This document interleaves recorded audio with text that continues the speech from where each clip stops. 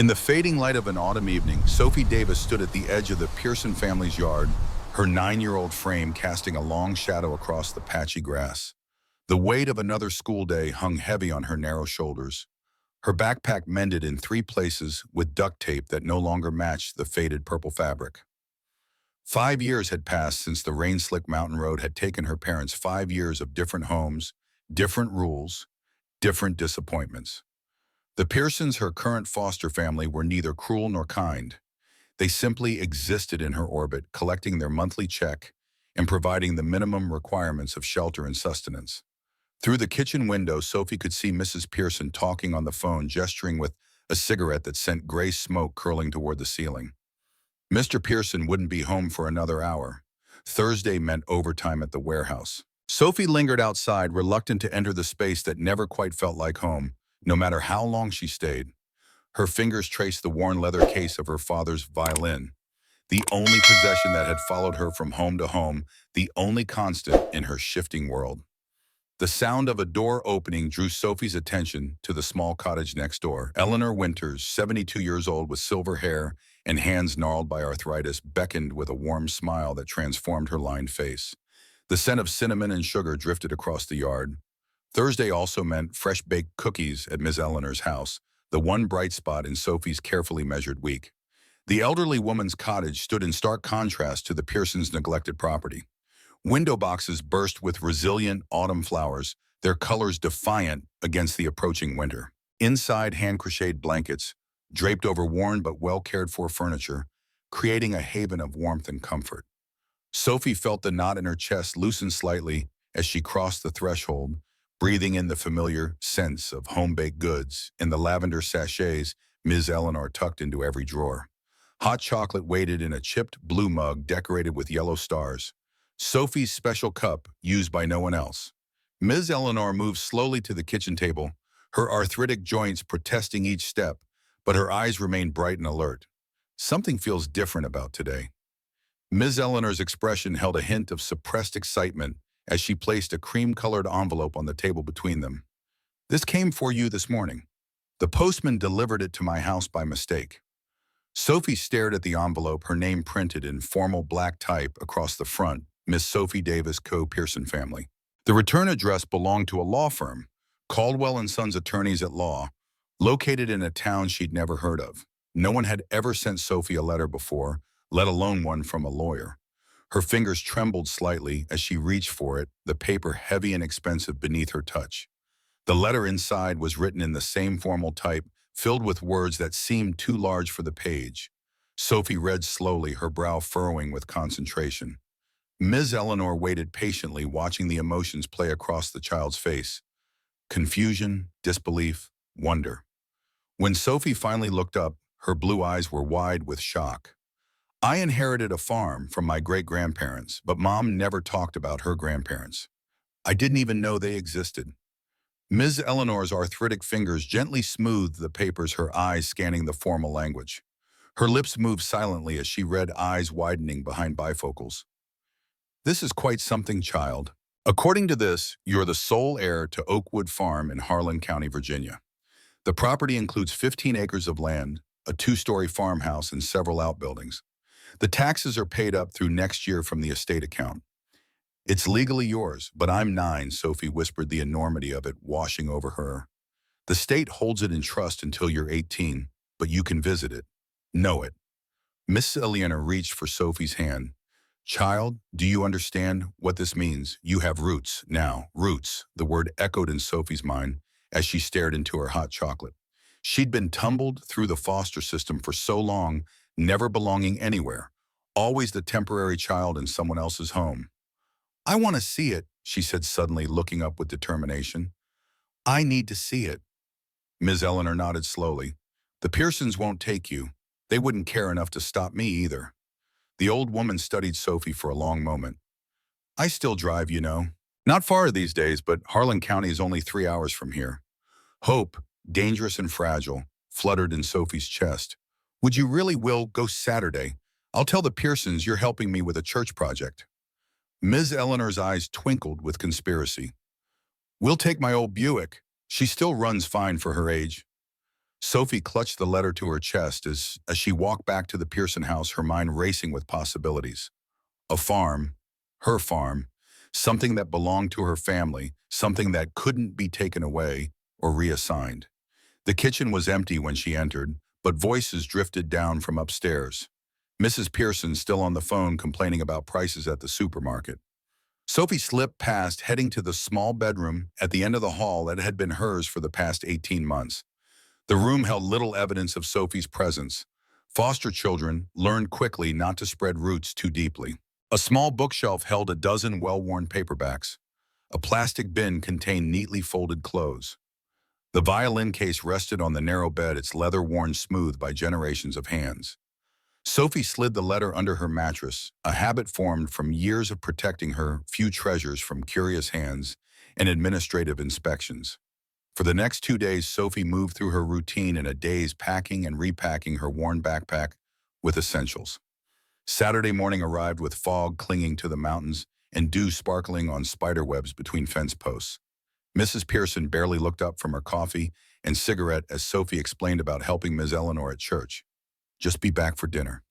Mr. Pearson's sister is visiting. Ms. Eleanor's ancient Buick grumbled to life as Sophie slipped inside, her entire world contained in one backpack and the violin case clutched to her chest.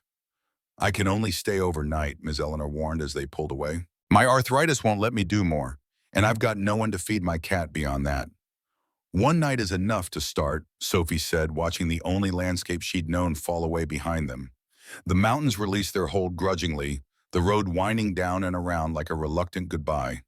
Ahead lay uncertainty, an inheritance of the unknown. But for the first time since losing her parents, Sophie felt something pulling her forward that was stronger than what held her back. The journey seemed both endless and too brief. Sophie watched as the landscape changed, mountains giving way to rolling hills and eventually to farmland dotted with small towns.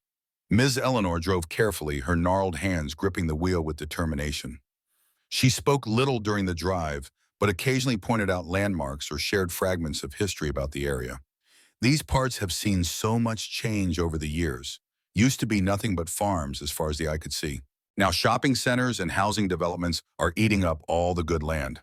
It was mid-afternoon when they turned onto a narrow country road lined with ancient oak trees. A weathered wooden sign nearly obscured by overgrown vegetation marked the entrance to Oakwood Farm. The gravel driveway stretched ahead, winding through untamed fields toward a structure barely visible in the distance. Sophie pressed her face against the window, heart pounding with anticipation and fear. After years of having nothing truly hers, the vastness of what lay before her seemed impossible to comprehend. The Buick struggled along the neglected driveway, bouncing over potholes and pushing through tall grass that scraped against its undercarriage. Ms. Eleanor navigated carefully, muttering under her breath about the state of the road. When they finally rounded the last curve, the farmhouse came into full view, and Sophie gasped despite herself. The two-story structure stood like a sentinel against time, its white paint peeling to reveal gray wood underneath its windows boarded up or broken. A wide front porch sagged slightly in the middle, as if tired from decades of standing watch. Beyond the house, Sophie could see a large barn, its red paint faded to the color of dried blood, and several smaller outbuildings in various states of disrepair. The property stretched in all directions, bordered by woods on 3 sides and what appeared to be a creek on the 4th. "This is mine," Sophie whispered, the words catching in her throat. "All yours," Ms. Eleanor confirmed, turning off the engine. The silence that followed felt heavy with possibility and responsibility. Sophie stared at the farmhouse, trying to imagine her mother as a child running across that porch or looking out from those windows. Had she ever been here? Had she known this place existed? Why had she never spoken of it? The sound of tires on gravel broke the spell.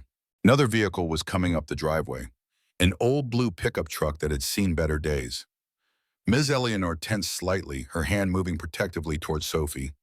But when the truck parked and its driver emerged, the elderly woman relaxed. "That's Frank Miller," she said, recognition warming her voice. "I should have known he'd still be around." Frank Miller stood tall despite his 68 years, his frame lean and weathered like the barn behind him. His hands, large and calloused from decades of carpentry work, removed a worn baseball cap to reveal silver hair cropped close to his scalp. Sharp blue eyes assessed the visitors with curiosity rather than hostility. Eleanor Winters, is that really you? And his gaze shifted to Sophie, lingering on her face with an expression of wonder. You must be Davis's girl. You have his eyes. The air around Sophie seemed to thicken. You knew my father? The words tumbled out before she could stop them.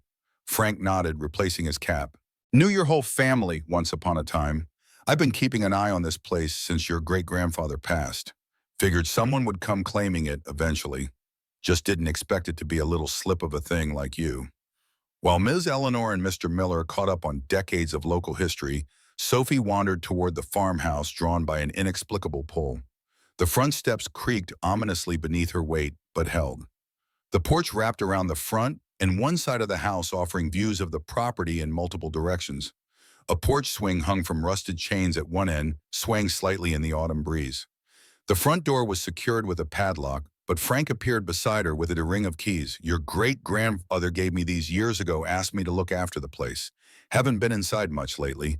Gets harder to keep up with things at my age. But the structure's sound. Samuel Davis built things to last. The door swung open with a groan of protest, releasing the musty scent of abandonment, dust and neglect with underlying notes of wood polish and something Sophie couldn't quite identify. Sunlight filtered through cracks in the boarded windows, casting striped patterns across wooden floors, worn smooth by generations of footsteps. Sophie stepped inside her sneakers, leaving prints in the dust. The entryway opened to a large living room with a stone fireplace dominating one wall. Furniture draped in yellowed sheets created ghostly silhouettes in the dim light. A staircase curved up to the second floor, its banister wrapped in cobwebs that glistened like silver in the filtered sunlight. To the right, Sophie could see a formal dining room with a crystal chandelier hanging precariously from the ceiling. To the left, a hallway led toward what must be the kitchen and other rooms. This was once the finest house in the county, Frank said, following her inside with Ms. Eleanor. Your great-grandfather, Samuel Davis, came here after World War I, bought the land when no one thought it worth much, built most of the house himself, added to it over the years. He was a craftsman, could make just about anything with his hands. The furniture under those sheets, he made every piece.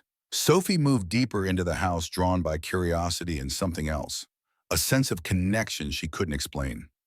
In the kitchen, ancient appliances stood like museum pieces. Cabinets hung open, revealing empty shelves coated with dust.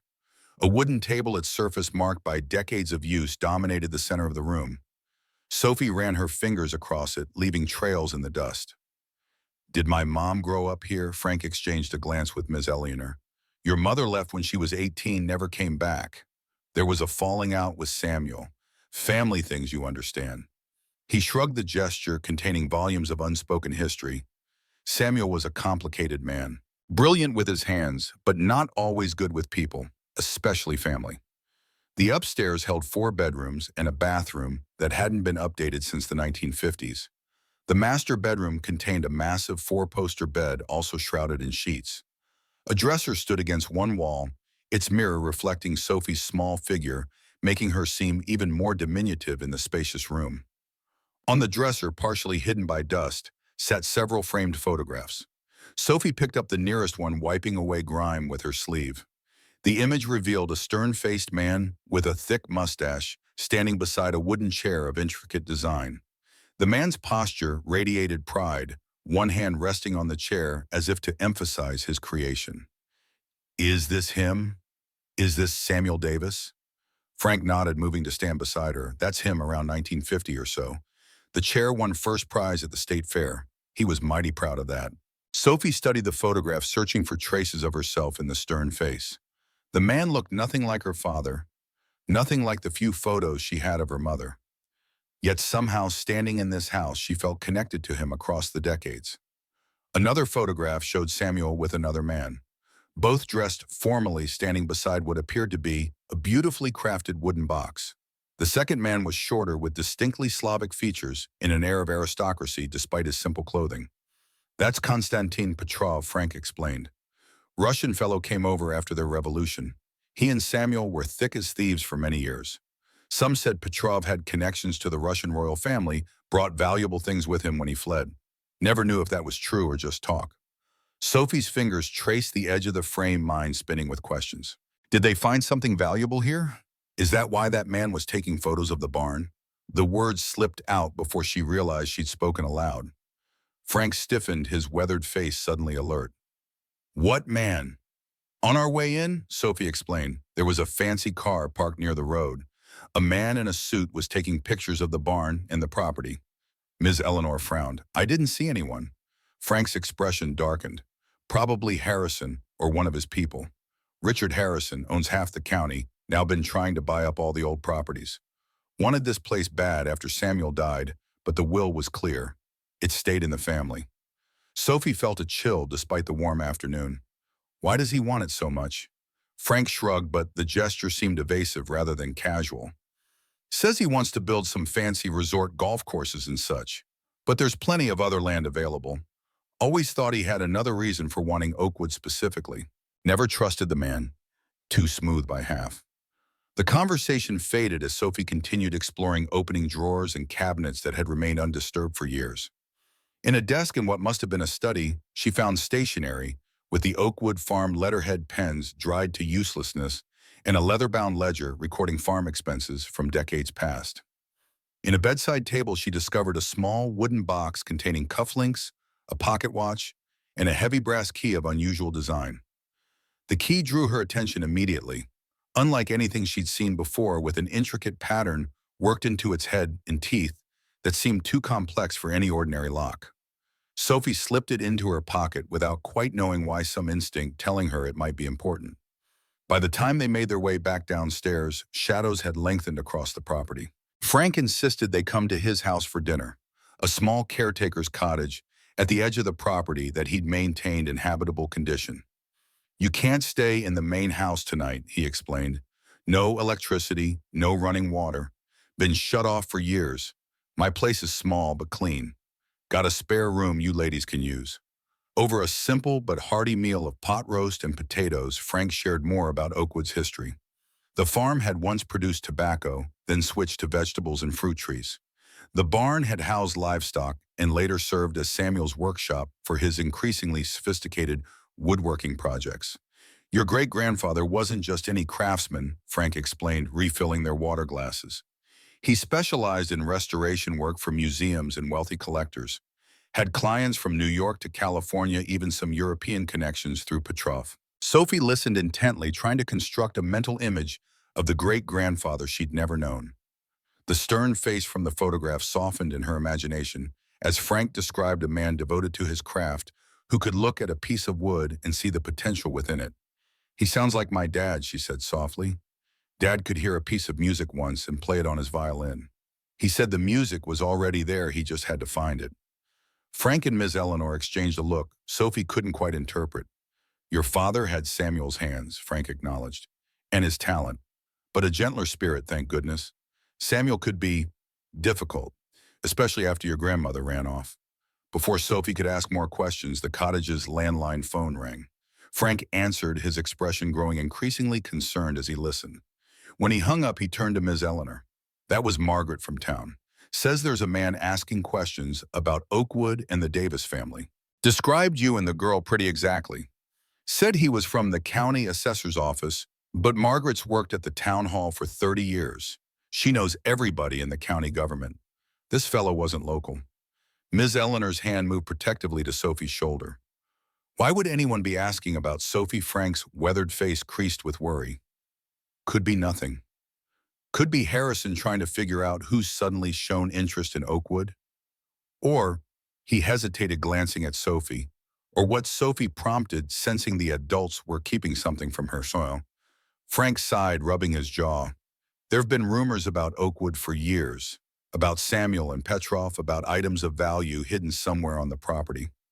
Just talk far, as I know. Samuel lived, simply never seemed to have much money despite his high-end clients. But people talk. As night fell, Sophie settled onto a pull-out sofa in Frank's spare room, Ms. Eleanor taking the twin bed against the wall. Despite the day's excitement, sleep eluded Sophie. Through the window, she could see the dark silhouette of the main house against the star-filled sky. Somewhere in that house were answers to questions she hadn't even formed yet.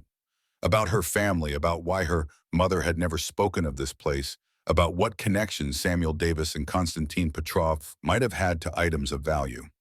Long after Ms. Eleanor's breathing had settled into the rhythmic pattern of sleep, Sophie remained awake, turning the brass key over and over in her fingers. In the moonlight streaming through the window, she could see the pattern more clearly. What appeared to be a swan worked into the metal, its graceful neck forming part of the key's shaft. Something about it tugged at her memory, a fragment of a story or a dream just beyond her grasp. A flicker of light across the property caught her attention. A brief flash there and gone near the barn. Sophie sat up, pressing her face to the window. There it was again, the unmistakable beam of a flashlight moving around the barn's exterior. Someone was out there examining the property in the dead of night. Sophie slipped from the sofa, careful not to wake Miss Eleanor. The cottage floor creaked beneath her feet as she made her way to Frank's room. The door stood ajar, and she could hear his soft snoring from within. For a moment she considered waking him but hesitated. What if it was nothing? Just an animal or a trick of moonlight? She'd already caused enough disruption to these people's lives. Instead, Sophie returned to the window, watching as the light continued to move around the barn, eventually disappearing inside through a side door she hadn't noticed during their earlier exploration. Minutes stretched endlessly as she waited, heart pounding in her chest. Finally, the light reappeared, moving quickly now toward a vehicle parked some distance from the main house. A dark SUV that definitely hadn't been there when they arrived. The vehicle pulled away, without headlights, moving slowly down the driveway until it reached the main road. Only then did lights flare to life, briefly illuminating a license plate before the SUV disappeared from view. Sophie committed the partial plate number to memory, WTH4, before finally allowing exhaustion to pull her towards sleep. Morning arrived with pale sunlight filtering through autumn clouds and the scent of coffee drifting from Frank's kitchen. Sophie awoke disoriented, momentarily forgetting where she was until the events of the previous day came rushing back. The farm, her inheritance, the mysterious light in the night. Ms. Eleanor sat at the kitchen table, hands wrapped around a steaming mug. Frank stood at the stove, turning bacon in a cast-iron skillet. Normal, domestic, yet underlined by the extraordinary circumstances that had brought them together. Sophie slipped into a chair, accepting the glass of orange juice Frank placed before her. "Did you see anyone last night around the barn?" Frank's hand stilled momentarily before resuming its task. "No." Why? Sophie described what she'd witnessed. The flashlight, the dark SUV, the partial license plate. Frank and Ms. Eleanor exchanged worried glances. "That's not good," Frank muttered. "Could be Harrison's man scouting the property. Could be treasure hunters. We get those sometimes. People who've heard rumors about Oakwood." After breakfast, Frank suggested they continue exploring the property in daylight. The three made their way toward the barn, Sophie's eyes constantly scanning for signs of the nighttime visitor. The barn's massive doors were secured with a padlock similar to the one on the main house. Frank unlocked it, pulling one door open with a groan of rusty hinges. Unlike the house, which felt abandoned but intact, the barn's interior showed signs of more active use. One section contained woodworking equipment covered in tarps, a lathe, a table saw, various specialized tools Sophie couldn't identify. Another area held what appeared to be storage, boxes and furniture piled haphazardly. But the center of the barn had been cleared, and Sophie could see scuff marks in the dust where someone had recently moved around. Frank frowned at the marks. Someone's definitely been in here. Recently, too. He moved toward the woodworking area, lifting tarps to check equipment. Doesn't look like anything's missing, though. What would they be looking for? Sophie wandered the barn's perimeter, drawn to a workbench built along one wall. Dust covered its surface, except for several clear patches where items had been recently moved. Behind the bench, mounted on the wall, hung an assortment of hand tools, chisels, planes, hammers, each hanging from its own specific hook. Several hooks stood empty. Beside the workbench, Sophie noticed something odd, a section of flooring that didn't quite match the rest. While most of the barn had rough plank flooring, this section, about 3 feet square, consisted of intricately fitted wooden pieces, almost like parquet. She knelt, running her fingers over the surface, feeling the precision of the craftsmanship. "Frank, what's this?" she called, still tracing the patterns with her fingertips. Frank approached, his expression changing from curiosity to recognition. "Well, I'll be damned," he murmured. "Samuel's mark." He knelt beside her with difficulty, his aging joints protesting. This is Samuel's signature pattern. He used it on special commissions. Never knew he'd put it in the barn floor. The pattern, Sophie now realized, incorporated subtle swan motifs similar to the one on the brass key. Graceful necks and bodies worked into the geometric design in a way that wasn't immediately obvious to the casual observer. Without conscious thought, she withdrew the key from her pocket, holding it up beside the floor pattern. They matched, she whispered. The swan design. Frank stared at the key, then at Sophie. Where did you find that? In the house, Sophie admitted. In a box in the bedroom. Something told me it was important.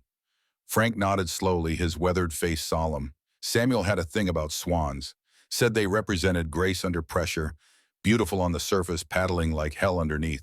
He used the motif in a lot of his work, especially the special pieces. Sophie placed the key against various parts of the patterned floor section, some instinct guiding her movements.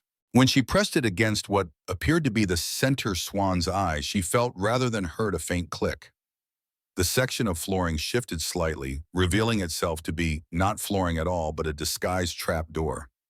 Frank's eyebrows shot up in genuine surprise. Well, never knew that was there, and I've been watching this place for 40 years. Miss Eleanor moved closer, her expression a mixture of concern and curiosity. What do you think it leads to? With Frank's help, Sophie lifted the trapdoor, revealing a set of wooden stairs descending into darkness. A cool draft of air rose from below, carrying the sense of wood metal and something else, something old and preserved like the museums Sophie had visited on rare school field trips. Frank disappeared briefly, returning with a battery-powered lantern from his truck. The three descended cautiously, the stairs creaking beneath their weight, but holding firm. At the bottom, the lantern's light revealed a space that drew gasps from all three explorers. A workshop hidden beneath the barn, but not just any workshop. While the barn above held the tools and space for everyday carpentry, this underground room had been designed for precision work. Glass-fronted cabinets lined the walls containing specialized tools arranged with meticulous care. A large workbench dominated the center, its surface inlaid with measuring grids and clamps for holding delicate pieces. Drawers labeled in neat handwriting contained supplies ranging from fine sandpapers to gold leaf. This is incredible, Frank breathed, turning slowly to take in the hidden workshop. I knew Samuel was secretive about his restoration work, but this? He always said his best pieces were done where no one could watch over his shoulder. Guess he meant that literally. Sophie moved around the space, drawn to a desk in one corner that seemed to serve as an office area. Here beneath a layer of dust lay ledgers, correspondence, and notebooks filled with Samuel's precise handwriting. One leather-bound journal stood out. Newer than the others, its cover emblazoned with the same swan motif as the key. Sophie opened it carefully, finding pages filled with technical notes, sketches of restoration projects, and occasional personal reflections. As Sophie leafed through the journal, a folded paper fell from between its pages. Yellowed with age, the creases worn thin from repeated folding and unfolding. She opened it gently, revealing a letter written in an elegant foreign hand. The date at the top read April 17th, 1927. My dear Samuel, the letter began. I cannot express adequate gratitude for your assistance in my time of greatest need. You have proven yourself not merely a master craftsman, but a true friend in a land where I've found few. The item we discussed is now safely in your possession, hidden where none shall find it, save one who carries your blood and understands your craft. When the winter passes, the swan shall return. Keep this secret well, my friend. There are those who still search even after all these years. The letter was signed simply C.P., Konstantin Petrov, Sophie presumed. She handed it to Frank, whose eyebrows rose higher with each line. Well now, he murmured, that certainly adds fuel to the rumors. Miss Eleanor peered over his shoulder. What rumors exactly? Frank sighed, refolding the letter carefully. After Samuel died, stories circulated that he'd hidden something valuable on the property, something Petrov gave him for safekeeping. Most folks thought it was just talk, the kind of legend that grows up around a secretive old man. But this, he gestured to the letter, this suggests there might be truth to it after all. Sophie continued exploring the hidden workshop, opening drawers and cabinets with growing amazement. In one drawer, she found technical diagrams for what appeared to be ornate, decorative eggs. intricate designs showing internal mechanisms and jeweled exteriors. Several of the designs incorporated the swan motif rendered in painstaking detail. Ms. Eleanor gasped when she saw the diagrams. "Those look like Fabergé designs," she whispered. "The famous Russian jeweled eggs made for the Tsar's family. But most of those were lost or destroyed during the revolution." Frank's expression grew troubled. If Samuel had one of those. He didn't finish the thought, but Sophie could fill in the blanks. If her great-grandfather had possessed a Fabergé egg, especially one thought lost, it would be worth millions. No wonder someone might be searching the property after all these years. Before they could discuss further implications, the sound of tires on gravel drifted down from above. Someone had arrived at the farm. Frank quickly ushered them up the stairs, closing the trapdoor carefully behind them and ensuring it locked back into place. By the time they emerged from the barn, a sleek black luxury car had parked near the main house. Two men stood beside it, one tall and distinguished in an expensive suit, the other younger and athletic in business casual attire. "Richard Harrison." Frank muttered, his voice tight with displeasure. "And his assistant, Wade Thompson." As if summoned by the mention of his name, the older man turned toward them, offering a smile that didn't quite reach his eyes. Frank Miller Harrison called, striding toward them with practiced confidence. "I thought I recognized your truck. What brings you out to Oakwood today?" Frank's posture stiffened, but his voice remained neutral. "Just showing the property to its new owner," he replied, gesturing toward Sophie. Sophie Davis Samuel's great-granddaughter. Harrison's smile faltered momentarily as his gaze shifted to Sophie. His recovery was quick, but Sophie caught the flash of calculation in his eyes before the pleasant mask returned. "Miss Davis," he said, extending a manicured hand that made Frank's calloused fingers seem even more weathered by comparison. "What a pleasure to meet you. I wasn't aware Samuel had living relatives interested in the property." Sophie shook his hand briefly, noting how cold his fingers felt despite the warm day. "The lawyer just found me," she said simply, instinctively giving away as little information as possible. "I wanted to see the farm for myself." Harrison nodded, his smile never wavering. Of course, a family connection is a precious thing." His gaze swept over the property, assessing rather than admiring. "Though I must say this place requires quite a bit of work. Not really suitable for a young lady such as yourself." His attention shifted to Ms. Eleanor. "And you would be Eleanor Winters?" Ms. Eleanor replied with equal coolness. "Sophie's guardian." She offered no further explanation, but the subtle emphasis on guardian wasn't lost on Harrison. His eyes narrowed fractionally before he nodded again. "Well, Ms. Winters, perhaps we could discuss the property's future. I've had my eye on Oakwood for quite some time. My company specializes in repurposing historic properties for modern use. We could make you a very generous offer, save you the trouble of managing such a large and frankly deteriorating estate." Ms. Eleanor's smile was polite but firm. "I think we'll need some time to consider Sophie's options. We've only just arrived after all." Harrison's assistant Thompson had been circling the barn during this conversation, his attention seemingly focused on the structure rather than the people. Now he rejoined his employer, whispering something that made Harrison's expression sharpen with interest. "Of course, take all the time you need," Harrison said smoothly. "Though I should mention that the real estate market is quite volatile these days. Today's offer might not be available tomorrow." He reached into his jacket, producing a business card that he offered to Ms. Eleanor. "My direct line is on the back. Please call when you are ready to discuss terms." As Harrison and Thompson returned to their car, Sophie noticed Thompson glancing back at the barn with particular interest. The partial license plate on their vehicle confirmed her suspicions. WTH4. Thompson had been the nighttime visitor searching the property while they slept. Once the black car had disappeared down the driveway, Frank let out a long breath. "That man's been trying to buy Oakwood for 15 years, he said, his voice tight with suppressed anger. "Offered Samuel a fortune back in the day, then tried again after he died. Now he's after you, Sophie, and I guarantee his interest isn't just in developing the property." Sophie fingered the brass key in her pocket, thinking of the hidden workshop and Konstantin Petrov's letter. "He knows something's hidden here, doesn't he? Something valuable." Frank nodded grimly. "And now he knows you're here, which means we've got a problem." Ms. Eleanor checked her watch with a worried expression. "Sophie, we need to head back soon. I promised to have you home by dinner, and it's a 3-hour drive." Sophie's heart sank at the reminder. After all she'd discovered, the thought of returning to the Pearson household seemed unbearable. But Ms. Eleanor was right. They had no choice. The Pearsons were still her legal guardians, at least for now. As they prepared to leave, Sophie made a quick decision. She slipped back into the main house alone, returning to the master bedroom where she'd found the key.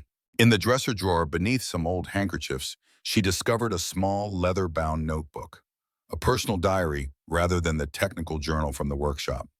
She tucked it into her backpack along with the brass key and a framed photograph of Samuel with Konstantin Petrov. These connections to her past were too precious to leave behind. Frank walked them to Ms. Eleanor's barn, his expression troubled. "You be careful," he warned. "Harrison's not the type to give up easily. Now that he knows about Sophie, he'll be looking for ways to get control of the property. Legal ways first, but—" Frank didn't finish the thought, but his meaning was clear enough. "I'll call you tomorrow," he promised, handing Sophie a piece of paper with his phone number. "And I'll keep an eye on the place, make sure Thompson doesn't come snooping again." Sophie nodded, already formulating plans for her return, because she would return, of that she was certain. Oakwood had awakened something in her, a sense of connection and purpose she'd never felt before. The drive back passed in thoughtful silence, both Sophie and Ms. Eleanor processing all they'd discovered. As they neared the Pearson house, Ms. Eleanor finally spoke. "Sophie, I think we need to be careful what we tell the Pearsons about Oakwood. If they knew about potential valuable items on the property, they might—" She hesitated, searching for the right words. "They might not have your best interests at heart." Sophie nodded, understanding perfectly. The Pearsons had taken her in for the monthly check, not out of any particular affection. If they learned Oakwood might contain something of significant value, their attitude towards Sophie's inheritance would change rapidly, and not in her favor.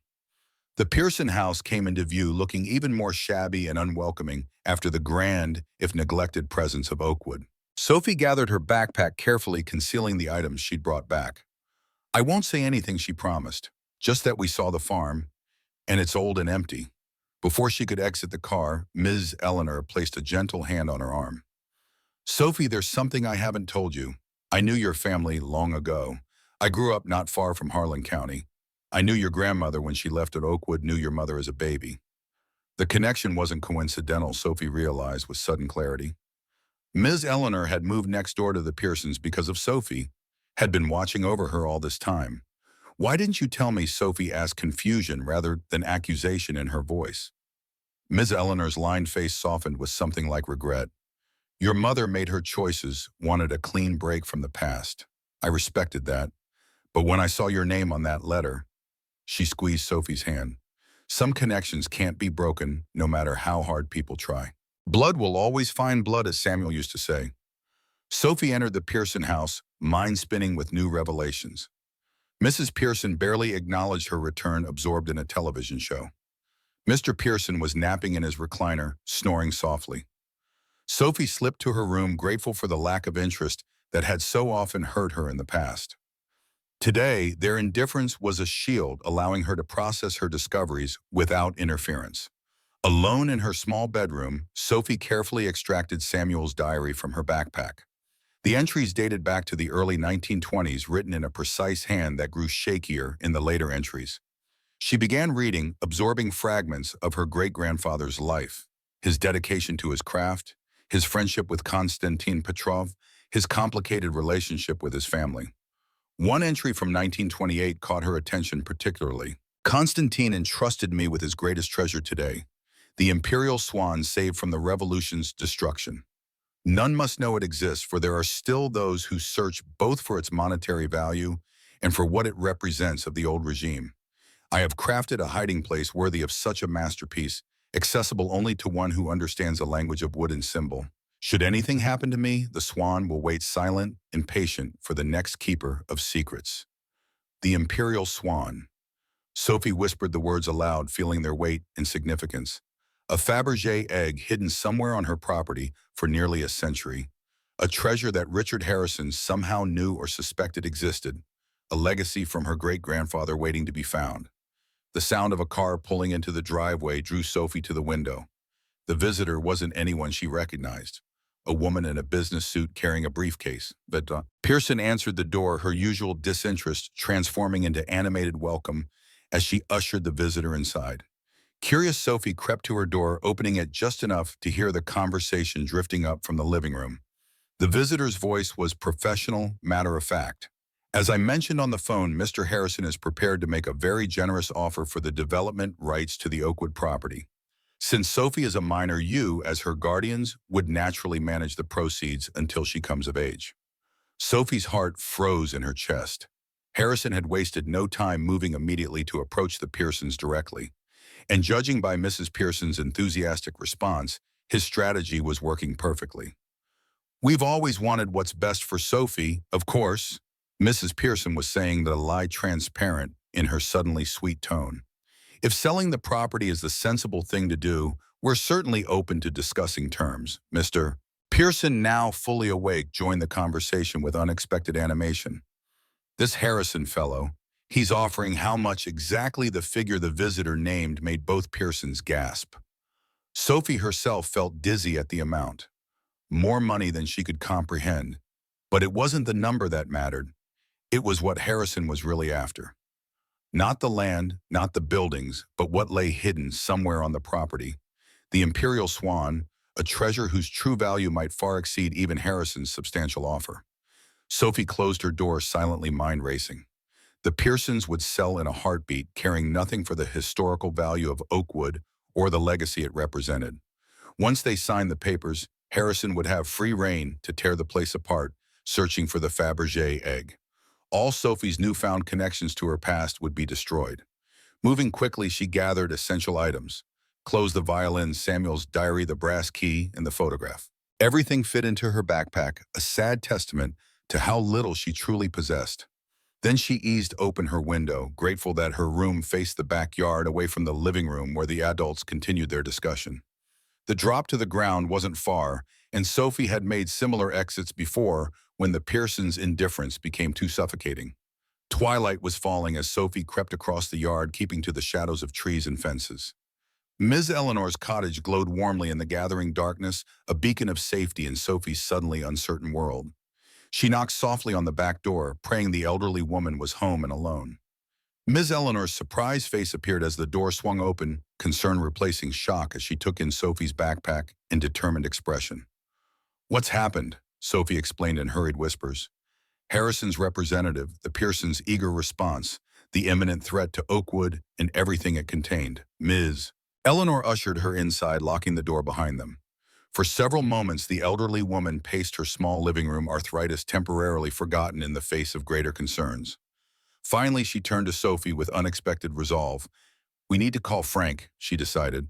"And then we need to contact that lawyer, Caldwell. There must be some legal protection for your inheritance, some way to prevent the Pearsons from selling what rightfully belongs to you." As Ms. Eleanor reached for the phone, Sophie clutched Samuel's diary to her chest.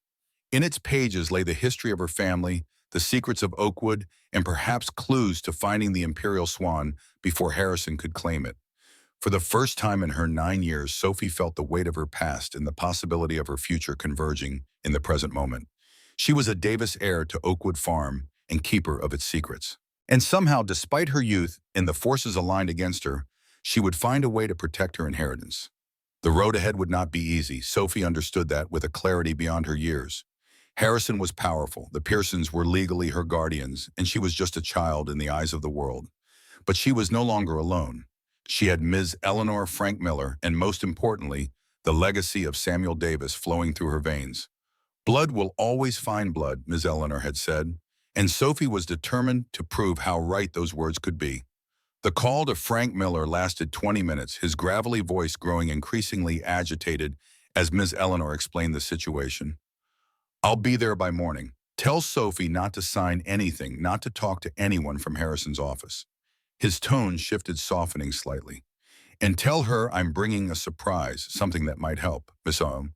Eleanor's next call went to the Caldwell Law Firm's emergency line, reaching a junior associate who promised to contact the senior partner immediately. By midnight, they had confirmation. The Pearsons could not legally sell Oakwood without court approval, given Sophie's status as the sole heir. However, as her legal guardians, they could petition the court for permission to sell if they claimed it was in Sophie's best financial interest. Sophie huddled beneath a quilt on Ms. Eleanor's sofa, clutching her violin case while processing this information. A temporary reprieve, not a victory. Harrison would simply shift tactics, working through the court system instead of a private sale. "We need to find the egg before he does," she whispered. "It's the only way to protect Oakwood." Ms. Eleanor's arthritic fingers brushed Sophie's hair back from her forehead, the simple gesture more comforting than words could have been. "First, we need to secure your guardianship situation. The Pearsons won't fight for you, only for the money you represent." Her lined face hardened with determination. "I'm going to file for emergency temporary guardianship tomorrow morning, with Frank as co-guardian since my health isn't perfect." Sleep came in fitful bursts for Sophie, her dreams filled with hidden workshops, stern-faced ancestors, and glittering eggs that transformed into swans and flew beyond reach. She woke at dawn to the sound of tires on gravel, Frank's blue pickup truck pulling into Ms. Eleanor's driveway. But he wasn't alone. A girl about Sophie's age sat beside him, her dark hair pulled into a practical ponytail, her expression curious and alert. Frank made quick introductions as he unloaded supplies from the truck. "This is my granddaughter Olivia. She's staying with me for the school year while her parents are overseas. Thought you two might get along." Olivia extended her hand with surprising formality, her grip firm and confident. "I'm 11. I like archaeology and puzzles, and Grandpa says you found a secret room under a barn." "Is it true?" Sophie found herself smiling despite the gravity of the situation. There was something immediately likable about Olivia's directness.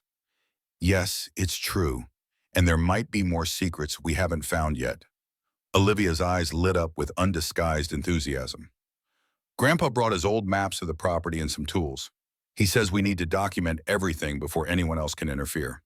While Ms. Eleanor drove to the county courthouse to file for emergency guardianship, Frank spread ancient blueprints of Oakwood across her dining table. "These were drawn up when Samuel first built the place," he explained, pointing to faded lines representing the original farmhouse. "He kept adding to it over the years. This wing in the 30s expanded the kitchen in the 40s. But the barn was always special to him. Built it with his own hands, right down to the forge for making his own tools." Olivia studied the blueprints with the intensity of a scholar twice her age, occasionally making notations on a small pad. "There's no secret basement on these plans," she observed.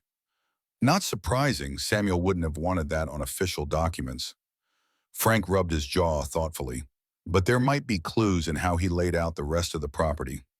Samuel did everything with purpose, even if others couldn't see the pattern. The morning passed in intensive study of the blueprints, interrupted only by a call from Ms. Eleanor. Her voice crackled with suppressed excitement. The judge granted temporary emergency guardianship. "I'm officially your guardian for the next 30 days, with Frank as co-guardian. The Pearsons have been notified and—" Her voice hardened slightly. They didn't object. Harrison's lawyer was there, though, requesting a hearing about the property. "We have 2 weeks before the court decides about Oakwood." 2 weeks. The timeline sent a chill through Sophie's spine. 2 weeks to find a century-old treasure hidden by a master craftsman who had specifically designed its hiding place to resist discovery. Frank seemed to read her thoughts, his weathered hand squeezing her shoulder reassuringly. "Don't worry. Samuel was clever, but you're his blood. You'll find what he left behind."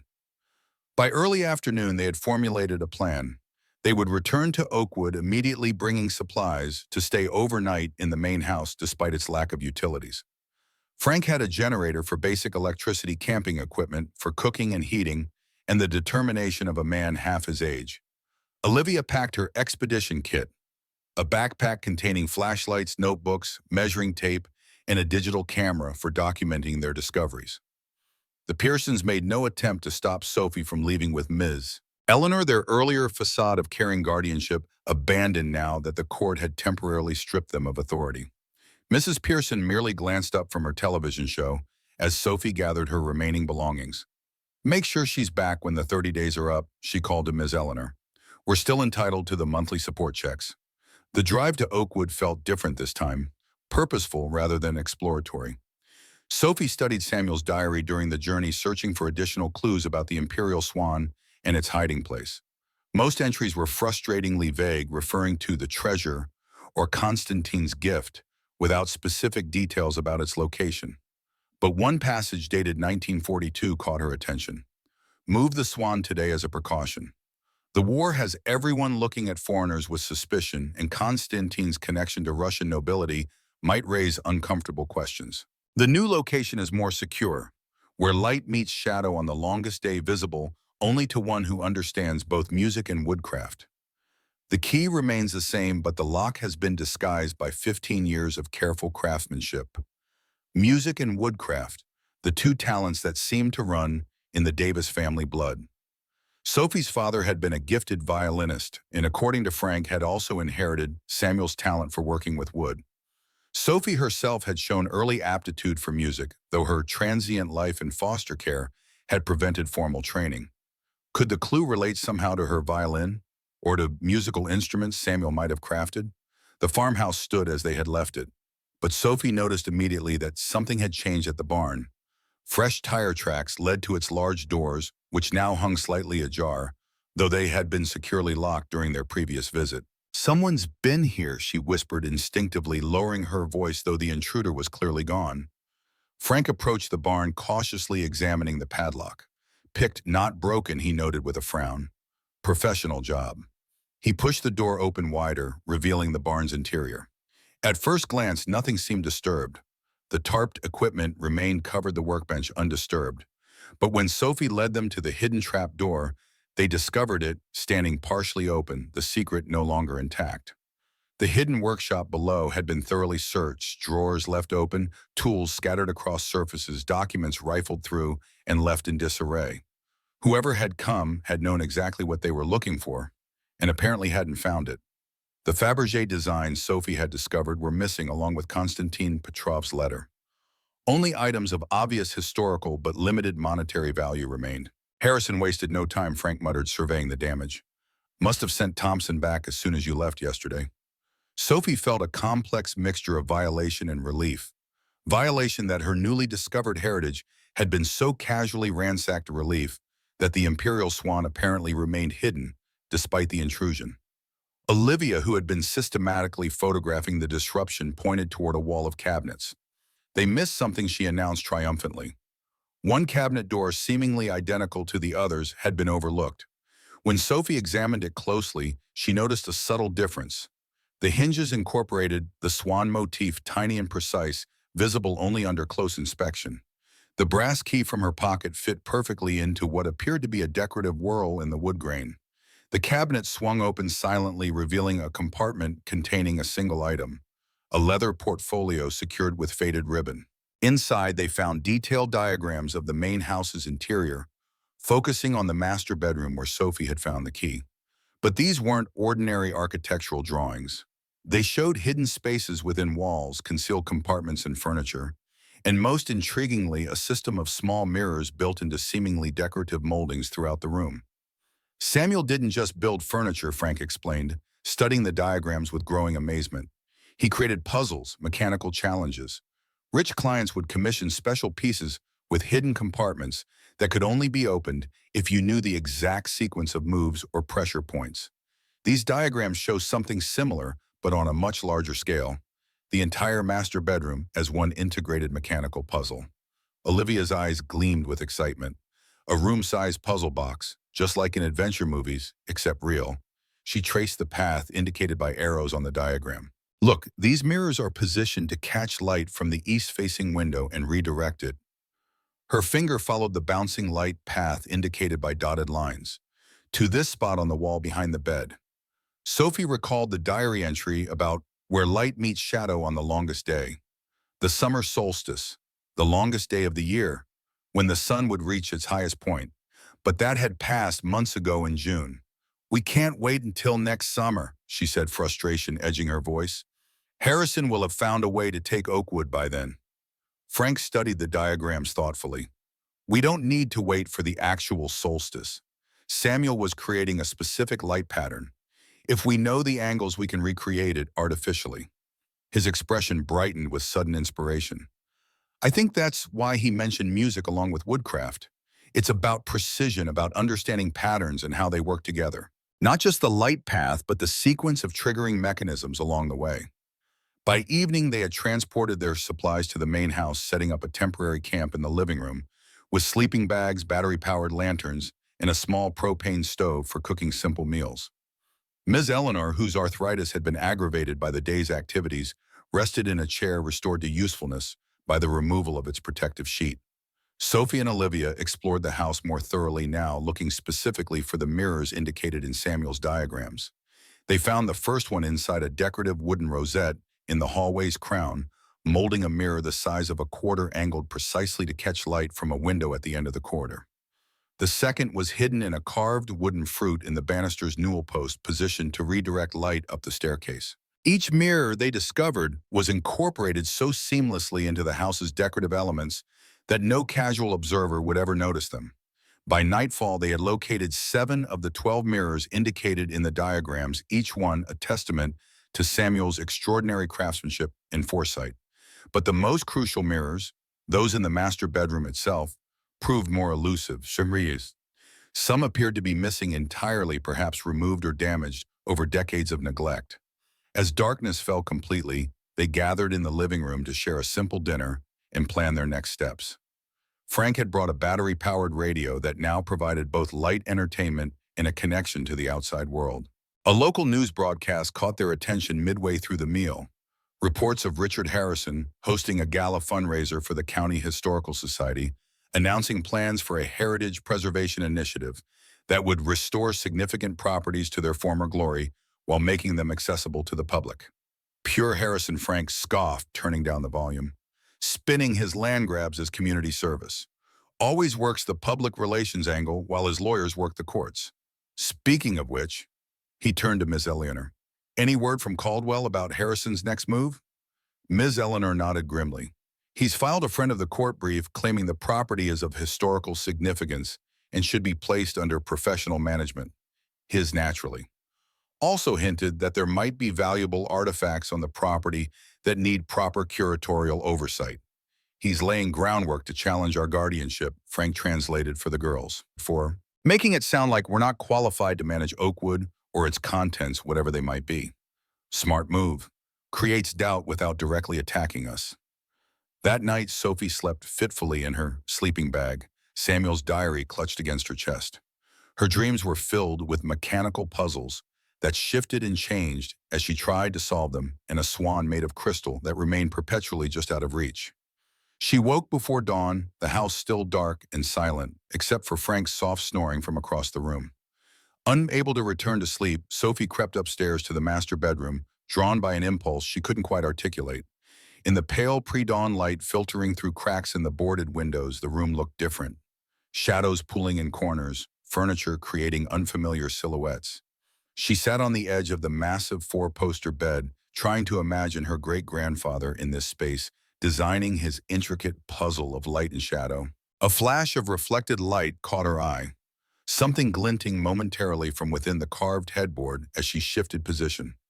Sophie leaned closer, examining the ornate woodwork with newfound attention. The headboard featured an elaborate forest scene with trees, animals, and in the center, a small pond. Resting on the pond, barely discernible unless you knew to look for it, was a tiny swan. Sophie pressed the swan gently, feeling it give slightly under her finger.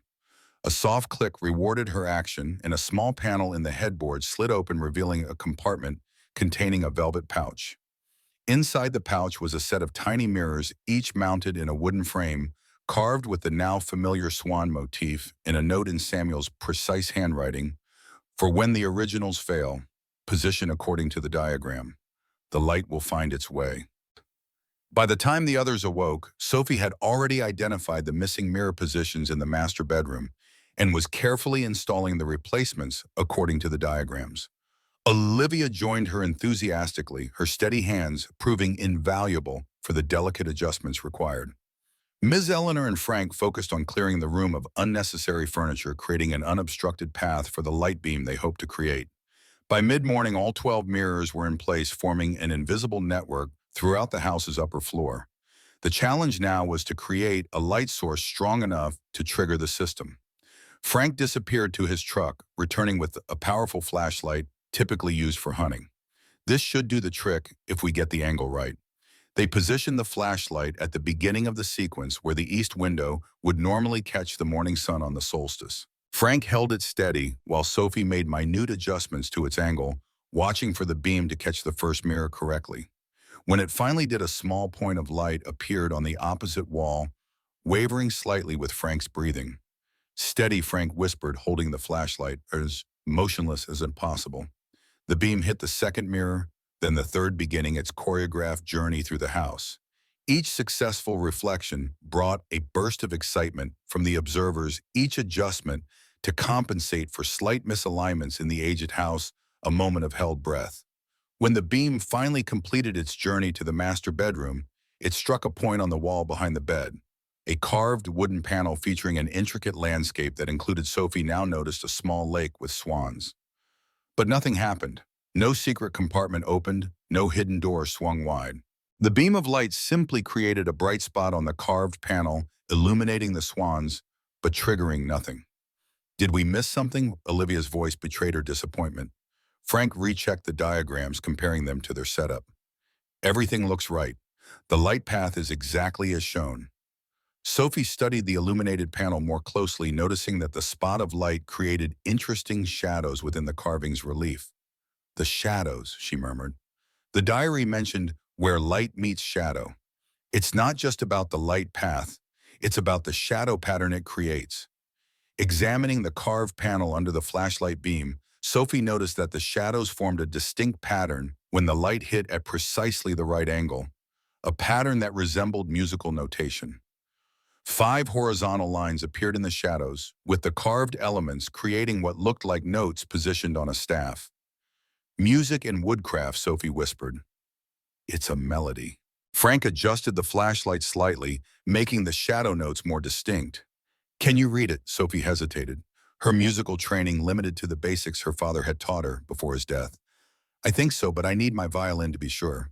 She hurried to retrieve the instrument from its case downstairs, returning slightly breathless with excitement.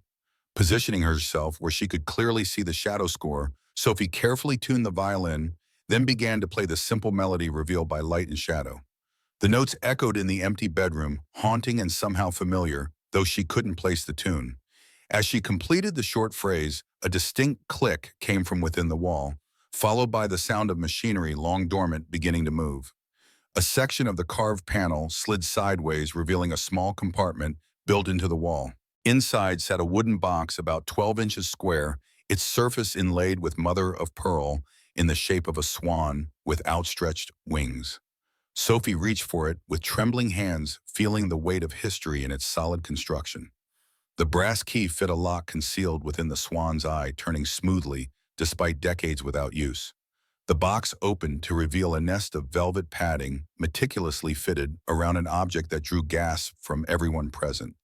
A jeweled egg standing about 6 inches tall, its surface a symphony of gold, platinum, and precious stones arranged in intricate patterns. The design incorporated multiple swans in flight, their wings set with diamonds that caught the light in rainbow refractions, their bodies formed of platinum with gold accents. At the top of the egg, a larger swan perched as if about to take flight, its eyes 2 perfect sapphires. "The imperial swan," Frank breathed, his voice hushed with awe. "One of the lost Fabergé eggs commissioned for the Russian royal family, worth millions to collectors, priceless to historians." Sophie stared at the exquisite object, trying to comprehend that this treasure had been hidden in her family home for nearly a century, waiting for her to find it. Beneath the egg lay a folded document, a certificate of provenance in flowing Cyrillic script, with an English translation beneath.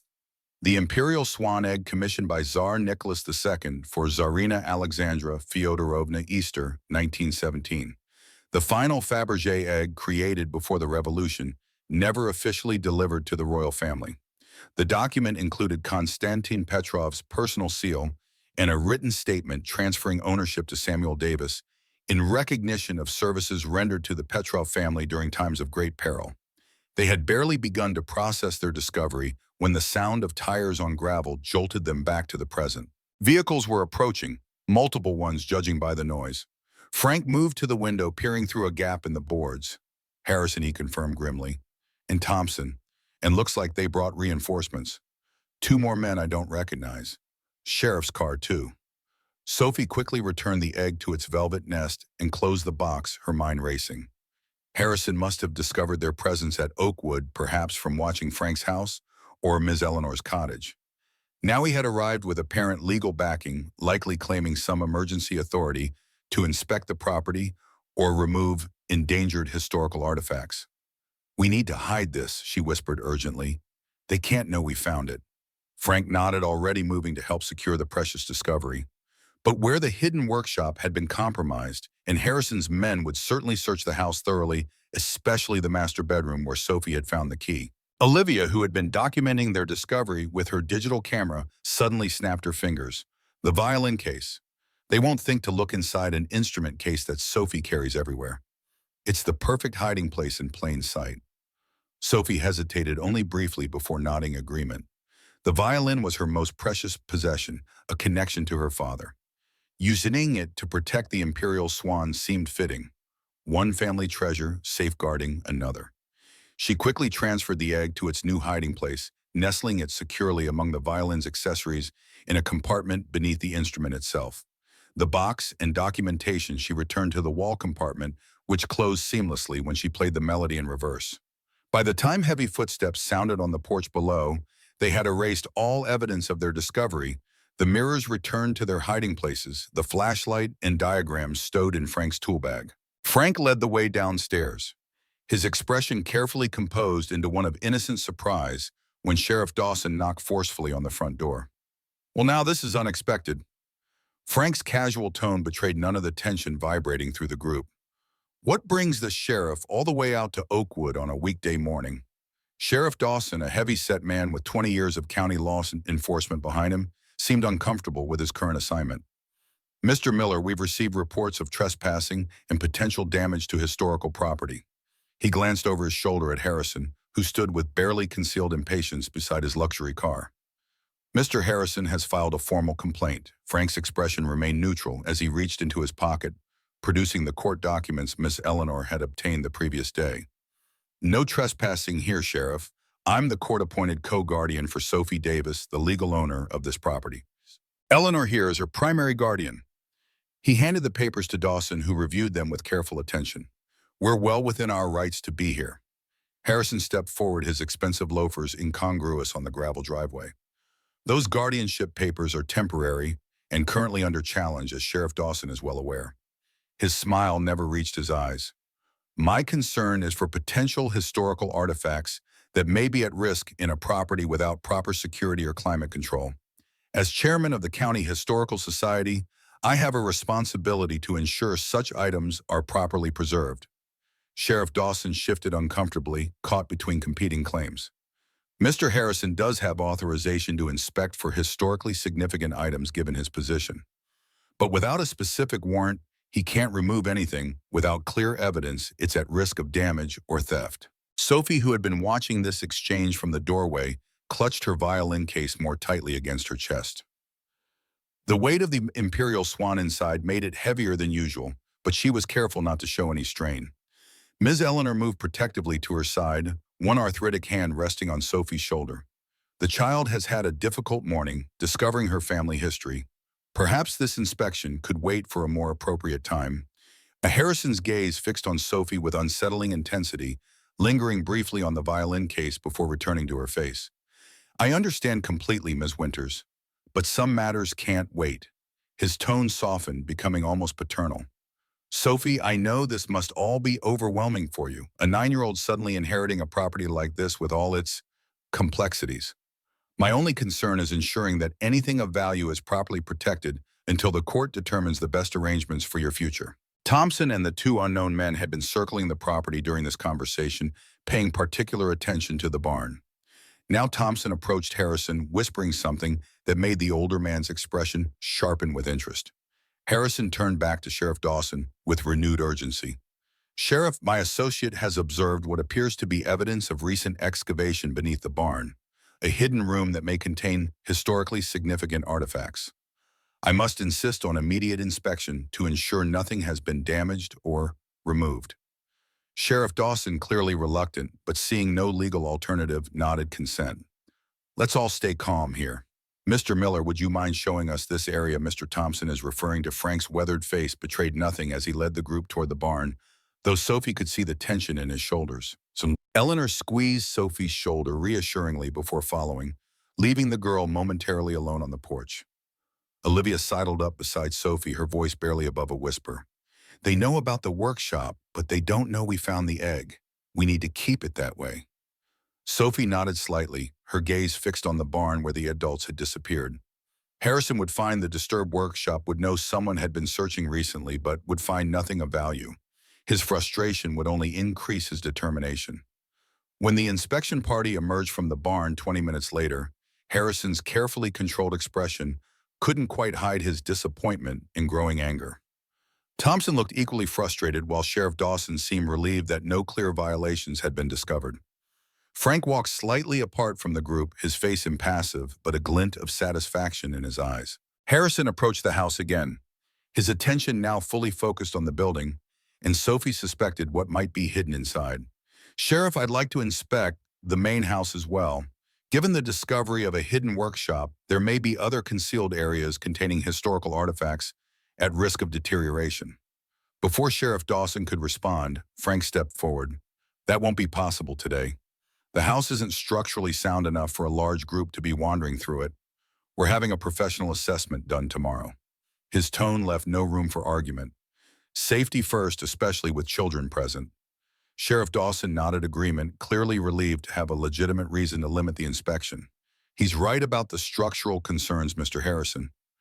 I can't authorize any activity that might put people at risk. Harrison's jaw tightened momentarily before his practiced smile returned. Of course, safety must be our priority.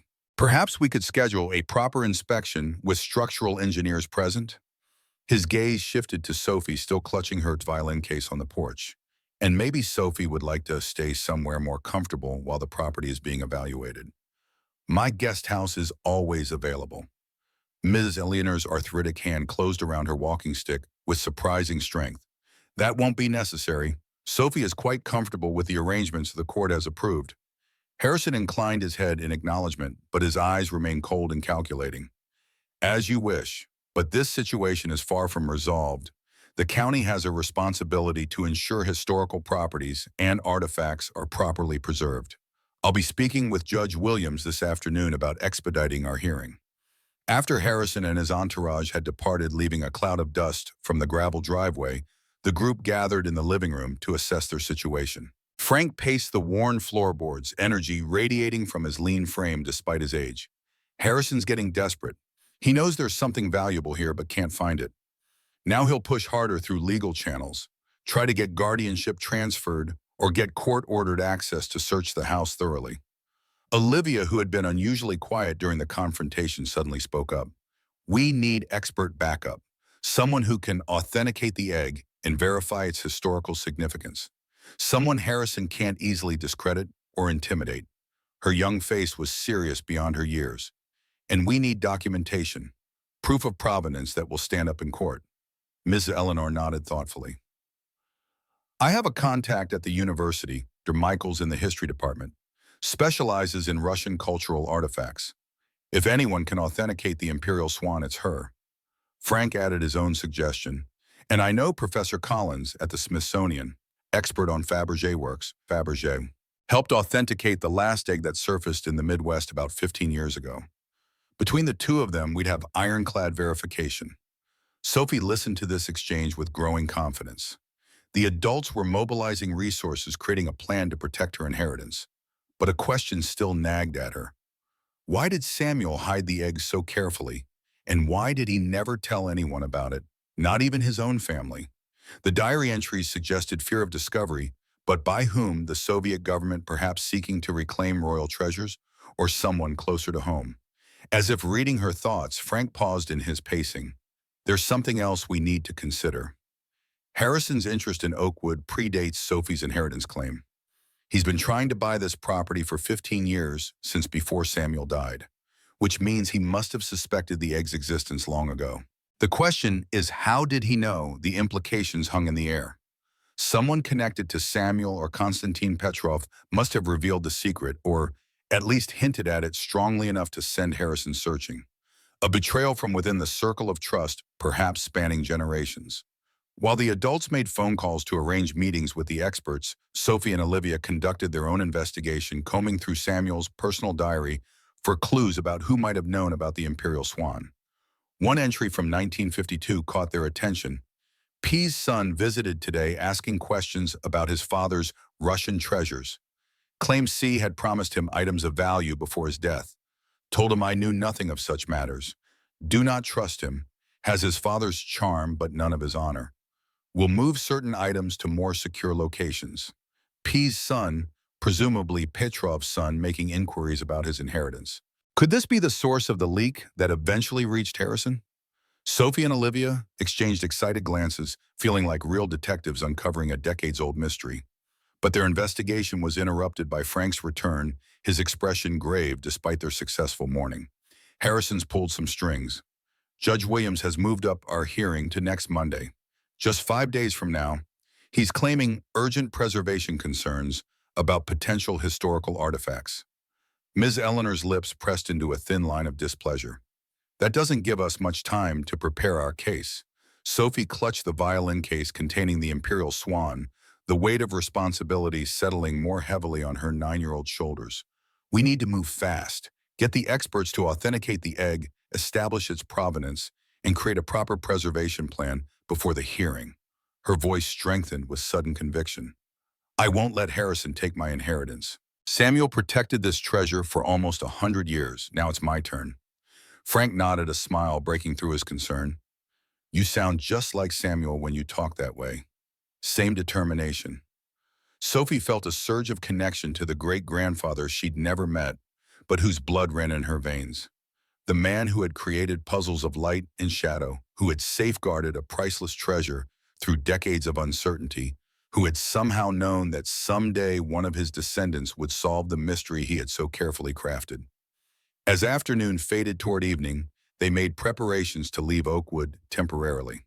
The Imperial Swan couldn't remain hidden in a violin case indefinitely, especially with Harrison's forces mobilizing against them. They needed secure storage, expert examination, and legal documentation, none of which could happen in an abandoned farmhouse without electricity or security systems. Before departing, Sophie stood alone in the master bedroom one last time, feeling the presence of Samuel Davis in every carefully crafted detail. The carved panel that had concealed the egg for decades. The ingenious system of mirrors designed to reveal its location only under specific conditions. The musical key that unlocked the final secret, a melody Sophie somehow felt she had always known, though she couldn't remember ever hearing it before. You knew someone would come looking, didn't you? She whispered to the empty room. You created all these puzzles, these safeguards to protect the egg until the right person found it.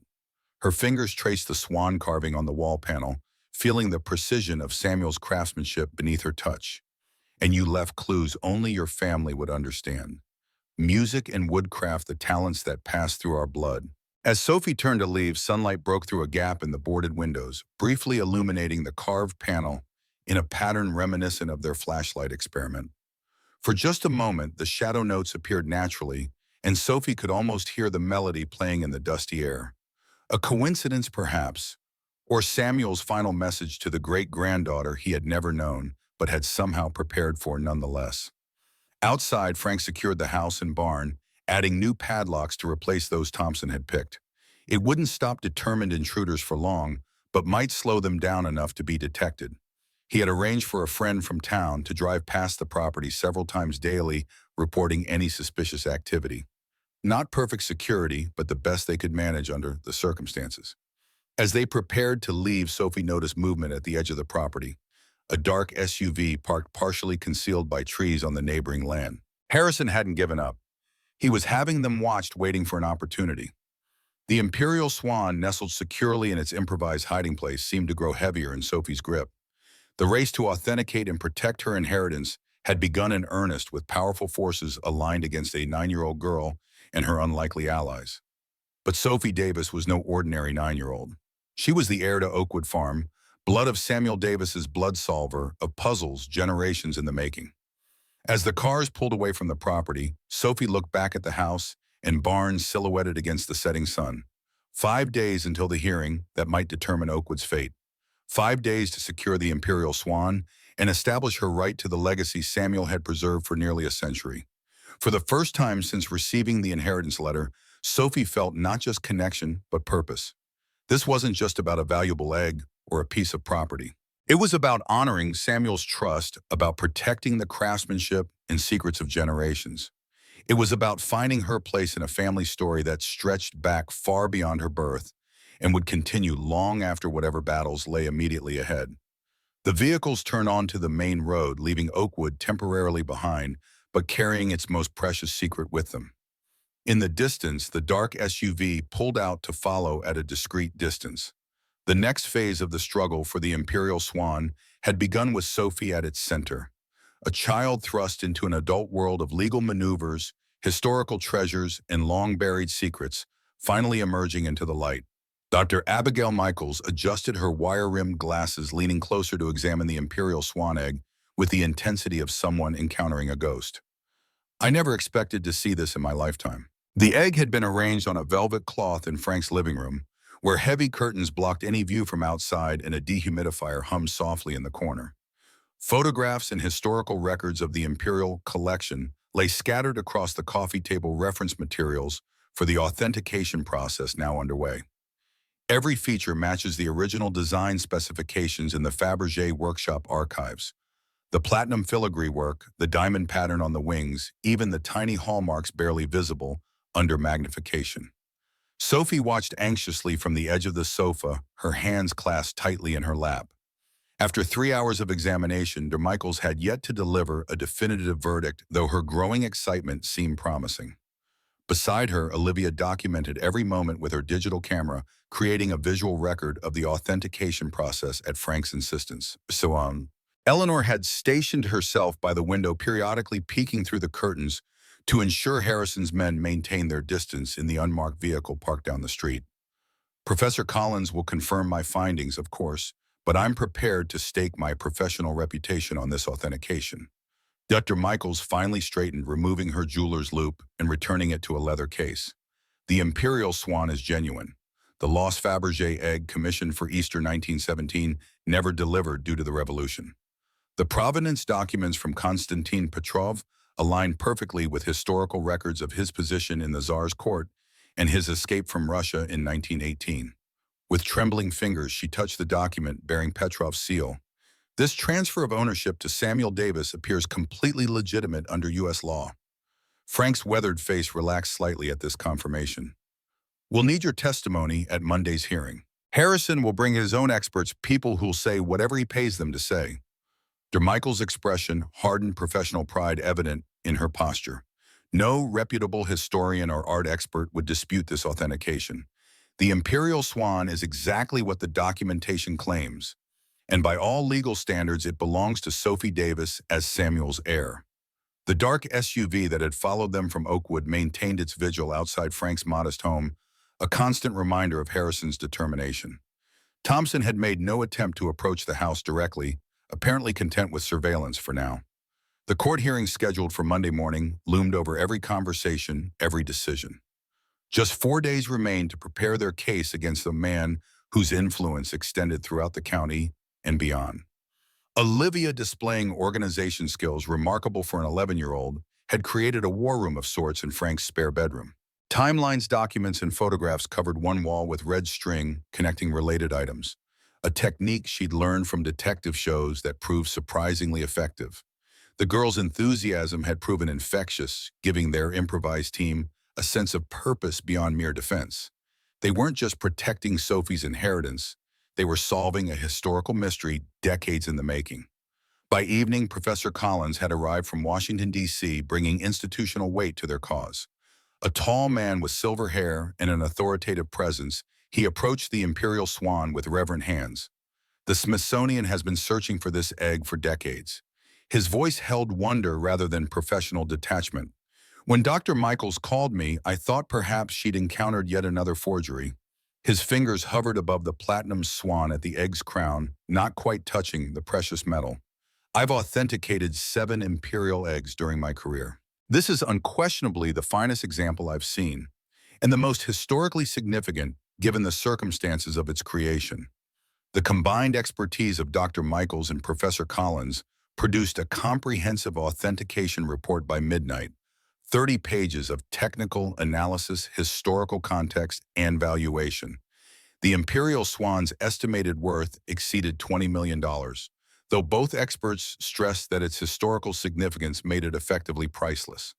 More importantly, for the immediate future, their report established beyond reasonable doubt that Sophie had inherited a genuine Fabergé egg through legitimate channels, not an elaborate forgery, as Harrison might try to claim. While the adults finalized their documentation, Sophie retreated to the porch swing, needing fresh air and space to process the day's events. The violin case rested beside her empty, now that the egg had been officially documented. Her fingers traced the worn leather, absently mind drifting to her father. Would he have been proud of her discoveries? Had he known about the Imperial Swan, about Samuel's secrets? The diary had mentioned blood will find blood, suggesting the legacy was meant to pass through generations. Yet somewhere along the line, that transmission had been interrupted. Her mother had never mentioned Oakwood, or Samuel had raised Sophie without any connection to her family history. The screen door creaked as Olivia joined her on the swing, offering a mug of hot chocolate as a peace offering for the intrusion. I found something else in Grandpa's old papers. Records about your dad from the local newspaper. Apparently, he won music competitions here when he was a teenager before he moved away. Lived with Samuel for a while during high school. The information hit Sophie with unexpected force. Confirmation that her father had known Oakwood, had lived there, had been part of Samuel's life, however briefly. Another piece of the puzzle clicking into place, another thread connecting her to a heritage she was only beginning to understand. By morning, Harrison had escalated his approach. A courier delivered formal papers requesting an emergency inspection of Oakwood to assess potentially endangered historical artifacts. The legal document bore the signature of Judge Williams, a clear indication of Harrison's influence in county affairs. Frank scanned the papers with growing concern, phone pressed to his ear, as he consulted with the Caldwell law firm. They've outmaneuvered us, scheduled the inspection for this afternoon conveniently before our hearing on Monday. Just enough time for them to search the property thoroughly, but not enough for us to get a countermanding order. Eleanor's arthritis had flared overnight, leaving her confined to an armchair with pain evident in her pinched expression. This is tactical. They know we've removed something valuable from the property. They're hoping to find evidence of what and where before the hearing. The inspection authorization doesn't permit them to enter Frank's home, but Oakwood itself was now vulnerable to Harrison's scrutiny. Any evidence of the egg's hiding place, of the mirror system, of the mechanical puzzle Samuel had created, all would be discovered by Harrison's experts. We should be there when they conduct their inspection. Sophie's voice cut through the adult conversation with unexpected authority. If they find the hidden compartment in the bedroom, we need to know immediately. Besides, it's my property. I have the right to be present when they search it. The logic proved irrefutable, though Frank insisted on precautions. The Imperial Swan would remain secured in a safe deposit box at the local bank, with only the authentication documents accompanying them to Oakwood. The return to the farm carried a different tension than previous visits. Not the excitement of exploration, but the grim determination of defenders preparing for siege. Harrison's legal team had arrived before them, 3 men in expensive suits, examining the exterior of the main house with clinical detachment. The dark SUV that had followed them from town parked openly in the driveway, now Thompson standing beside it with undisguised satisfaction. Sheriff Dawson had also returned, his official presence lending legitimacy to proceedings that felt increasingly orchestrated. I appreciate your cooperation with this inspection, Mr. Miller. Harrison extended his hand with practiced cordiality, though his eyes remained cold. We're simply documenting any items of historical significance for the court's consideration. Frank shook the offered hand briefly, his expression neutral. Of course. Though I should mention that Dr. Michaels from the University History Department and Professor Collins from the Smithsonian will be joining us shortly. Professional oversight, you understand. The momentary tightening of Harrington's jaw revealed the first crack in his composed facade. External experts had not figured into his plans. The inspection began methodically, with Harrison's team photographing and documenting every room in the main house. Sophie, Olivia, and Frank followed the group, silently observing their process while revealing nothing. When they reached the master bedroom, Sophie felt her heart rate accelerate. Would they discover the hidden compartment? Would they recognize the significance of the carved panel with its shadow music puzzle? One of Harrison's experts, a thin man with precision movements, paid particular attention to the ornate woodwork, his fingers tracing patterns with disturbing familiarity. His methodical examination paused at the carved panel behind the bed, eyes narrowing as he detected something unusual in its construction. "Mr. Harrison, you should examine this section. The craftsmanship suggests a concealed compartment." Harrison moved closer, triumph flashing briefly across his features as the expert pointed out the subtle seams invisible to casual inspection. "Is there a mechanism to open this panel?" Harrison directed his question to Frank, who shrugged with convincing casualness. "No idea. First time I've noticed it myself." Samuel was known for his decorative woodworking, could just be an artistic flourish. Harrison's expert disagreed, pressing various sections of the carving in search of a trigger. When his efforts produced no results, frustration creased his brow. "There's definitely a compartment here, but the opening mechanism is unusually sophisticated." Sophie watched this exchange with carefully concealed relief. Without knowledge of the shadow music key, they could spend hours attempting to access the hidden space. Samuel's ingenuity continued to protect his secrets, even as Harrison's team photographed and measured the suspicious panel for further analysis. They documented the mirrors hidden throughout the room as well, but failed to connect them to the panel or understand their purpose in redirecting light. The inspection of the hidden workshop beneath the barn proved more problematic. Harrison's experts cataloged every tool, every document that remained after Thompson's earlier intrusion. The empty spaces where the Fabergé diagrams had been removed stood out conspicuously to those who knew what had been taken. Harrison circled the workshop with growing excitement, pointing out evidence of recent activity. "Someone has clearly been searching this space within the past week." His gaze fixed on Sophie with unsettling intensity. Finding something interesting, perhaps, the arrival of Dr. Michaels and Professor Collins shifted the dynamic, abruptly introducing scholarly authority that even Harrison couldn't easily dismiss.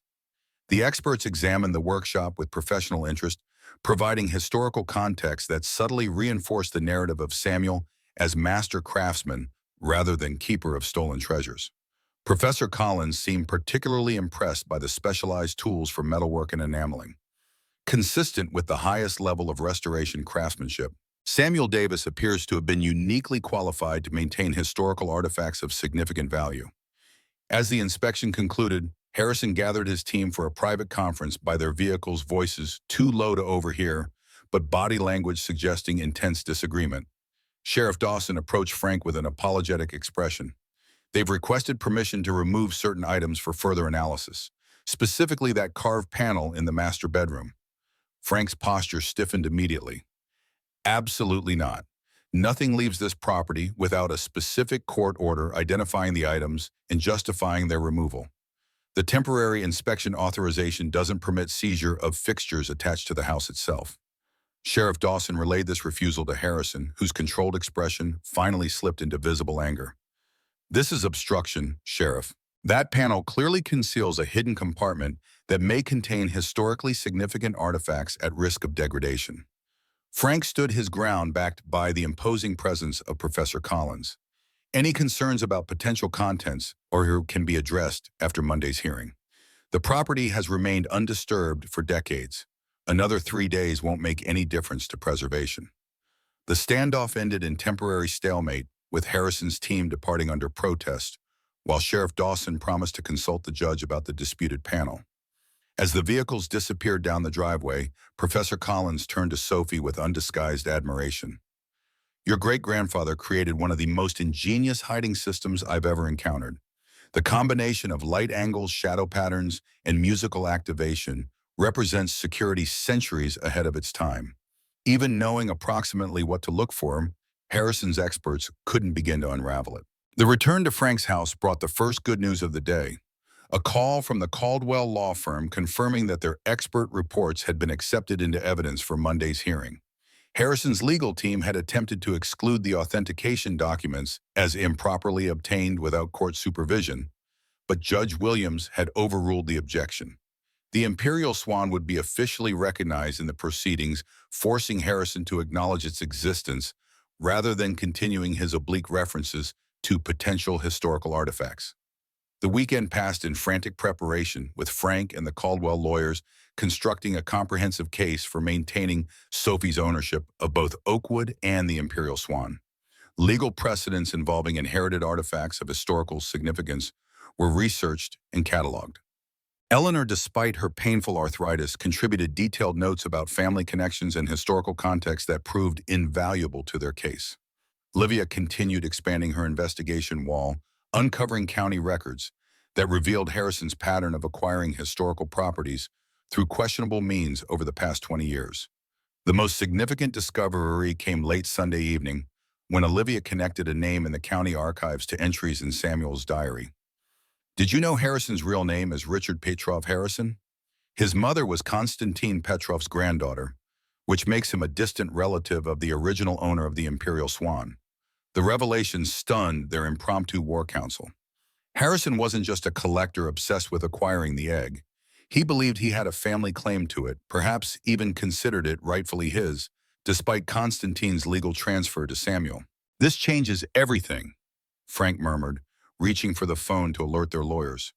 Harrison's been concealing a direct conflict of interest in all his legal maneuvers. If he's claiming family rights to the egg, he can't simultaneously pose as an objective preservationist with the County Historical Society. The deception undermined Harrison's carefully constructed public persona and explained his decades-long pursuit of Oakwood. Not just greed, but a twisted sense of family entitlement had driven his actions. Monday morning arrived with cloudless skies and autumn crispness, as if nature itself had dressed for the occasion.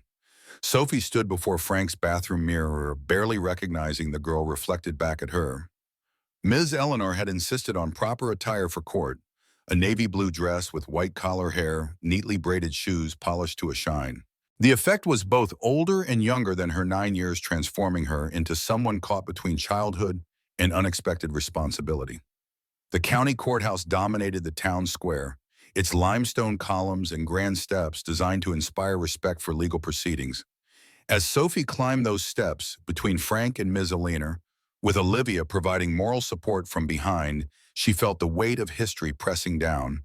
Not just the history of Oakwood and the Imperial Swan, but her personal history, the life that had led her to this moment of defending her inheritance against forces she was only beginning to understand. The courtroom filled quickly, the local curiosity about the case drawing spectators from throughout the county.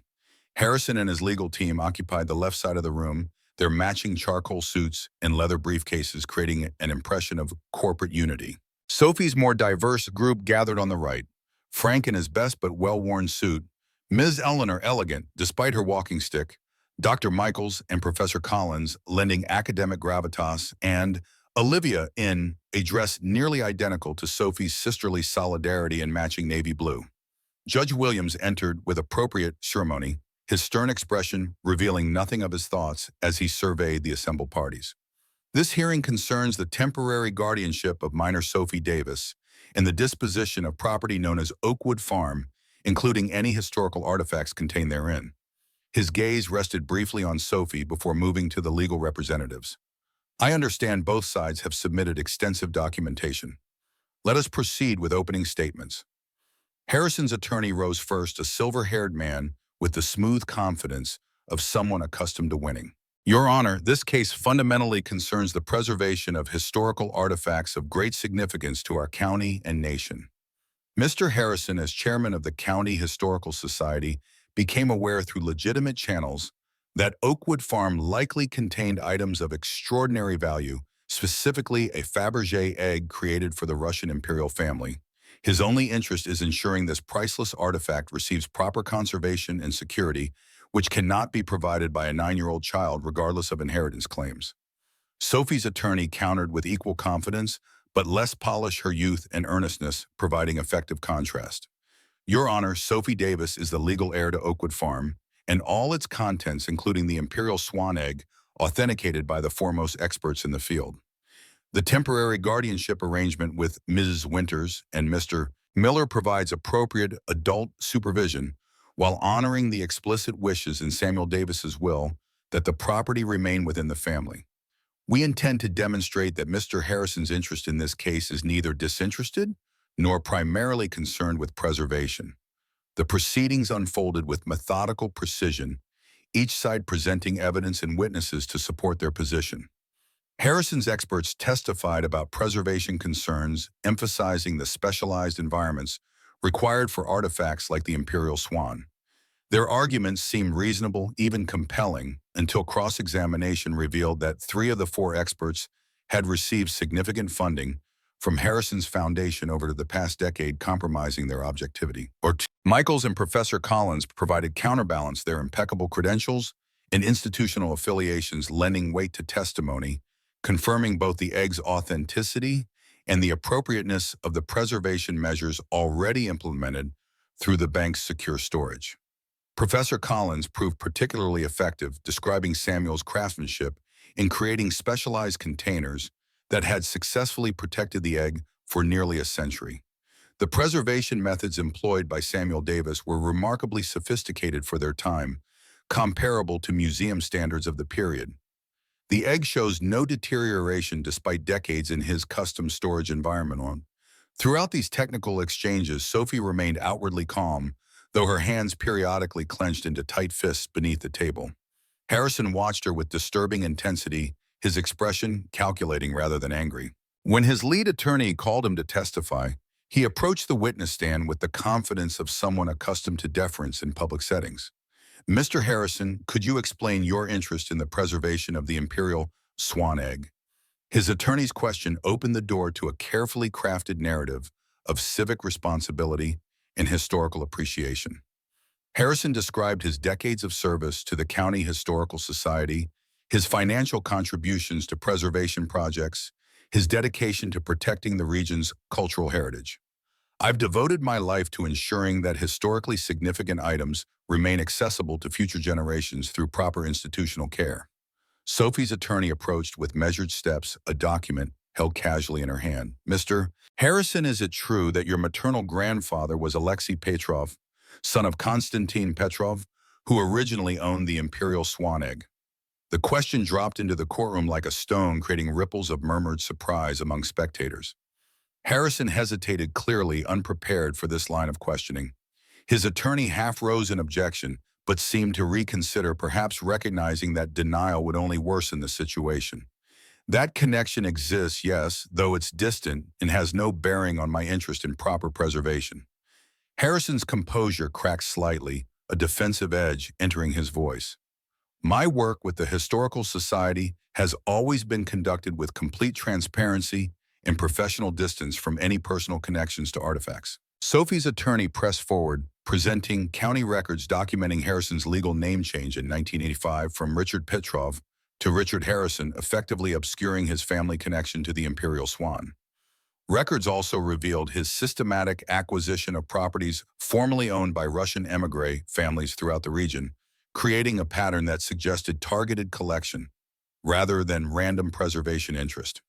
When confronted with Samuel's diary entries describing visits from P's son, making claims on Constantine's treasures, Harrison's carefully constructed facade finally cracked. "My grandfather was cheated of his birthright." The words exploded with decades of accumulated resentment. Konstantin Petrov intended those treasures for his descendants, not for some American craftsman who happened to help him during difficult times. "The egg belongs in our family where it was always meant to be." The courtroom fell silent, Harrison's outburst revealing the true motivation behind his pursuit of Oakwood. Judge Williams's expression remained carefully neutral, though his gaze sharpened with increased interest. After allowing a moment for order to be restored, he addressed Harrison directly. "Mr. Harrison, are you claiming family ownership rights to the imperial swan egg? If so, that constitutes a fundamentally different legal case than the guardianship and preservation issues before this court today." Harrison's attorneys huddled in urgent conference, their strategy clearly derailed by their client's emotional outburst. When Harrison spoke again, his voice had regained some composure, though the underlying bitterness remained evident. "I believe the historical record will show that Konstantin Petrov never intended to permanently transfer ownership of the imperial swan. Samuel Davis was meant to be its caretaker during a difficult period, not its owner across generations." Sophie's attorney countered by producing the original transfer document bearing Konstantin Petrov's seal and signature, its provenance verified by both Dr. Michaels and Professor Collins. The explicit language granted full and permanent ownership to Samuel Davis and his heirs in perpetuity, as thanks for services that preserved not merely treasures, but lives. The legal clarity of the document left little room for Harrison's reinterpretation. As the hearing progressed toward its conclusion, Judge Williams invited Sophie to address the court, an unusual step that indicated the importance he placed on understanding the human elements beneath the legal arguments. Sophie approached the front of the courtroom with outward calm that belied her racing heart. Standing before the judge's bench, she appeared smaller and younger than her 9 years, yet her voice remained steady as she spoke. Your Honor, I never knew about Oakwood or my great-grandfather until 2 weeks ago. I never knew I had roots, or family history, or a place that belonged to me. Her simple words carried more emotional impact than the hours of technical testimony that had preceded them. When I found the Imperial Swan, I didn't understand its value in dollars. I understood its value as a connection. To Samuel, to the craftsmanship he put into protecting it, to the history of my family that I'm only beginning to discover. Sophie's clear gaze moved from the judge to Harrison, her expression thoughtful rather than accusatory. I understand why Mr. Harrison wants the egg. It connects him to his family history too. But Samuel Davis didn't just hide the egg. He created a puzzle only someone with Davis family talents could solve. He built the clues into the house itself, into music and light and craftsmanship. He meant for it to stay in our family, protected by the skills he passed down through generations. Judge Williams considered Sophie's words with appropriate judicial gravity, then addressed the assembled parties with measured authority. Based on the evidence presented, I find no justification for modifying the temporary guardianship arrangement currently in place for Sophie Davis. Ms. Winters and Mr. Miller have demonstrated appropriate care and concern for both the minor's welfare and the preservation of historically significant property. The collective exhale from Sophie's supporters nearly disturbed papers on the legal tables, while Harrison's rigid posture communicated suppressed fury. Judge Williams continued with specific directives regarding the Imperial Swan. The Fabergé egg, known as the Imperial Swan, shall remain in secure storage at First County Bank until a permanent exhibition agreement can be negotiated with an appropriate museum or cultural institution. Any such agreement must maintain Sophie Davis's ownership while ensuring proper preservation and reasonable public access to this historically significant artifact. The formal language translated to clear victory. Sophie would retain ownership of both Oakwood and the Imperial Swan, with Harrison's claims definitively rejected. The judge added one final pronouncement before concluding the hearing. Mr. Harrison's previously undisclosed family connection to this case raises serious ethical concerns regarding his position with the County Historical Society and his involvement in preservation decisions affecting properties with potential connections to Russian émigré families. I am referring this matter to the County Ethics Committee for further investigation. As the courtroom emptied, Harrison brushed past Sophie without acknowledgement, his expression closed and unreadable. Thompson followed in his wake, pausing only briefly to direct a calculating look at the girl who had disrupted their carefully laid plans. The message in that glance was clear. This legal defeat marked the end of one approach, not the end of their pursuit. Sheriff Dawson, witnessing this wordless exchange, moved protectively closer to Sophie's group, his presence a reminder that official law enforcement now watched Harrison's actions with heightened awareness. The celebrations began modestly with ice cream at the local parlor, a child's victory celebration appropriate to Sophie's age, if not to the magnitude of what she had accomplished. Surrounded by her unlikely support team, Frank with his weathered hands and unwavering loyalty, Ms. Eleanor with her arthritic fingers and steely determination, Olivia with her investigative wall, and detective aspirations, Dr. R. Michaels and Professor Collins with their academic expertise, Sophie experienced a novel sensation of belonging, of being anchored within a community that valued her for reasons beyond utility. By afternoon, practicalities demanded attention. The Imperial Swan required permanent security arrangements beyond the temporary bank storage. Oakwood needed substantial renovation to become properly habitable.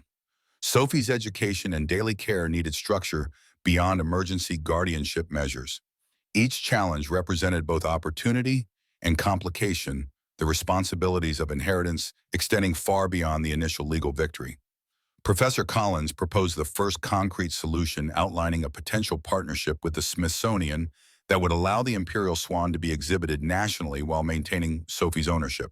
The egg would be recognized as the Davis family collection, with appropriate credit to Sophie as the current custodian of this historical treasure. A generous annual exhibition fee would provide funds for Oakwood's restoration and Sophie's education, creating sustainable support without requiring the egg's sale.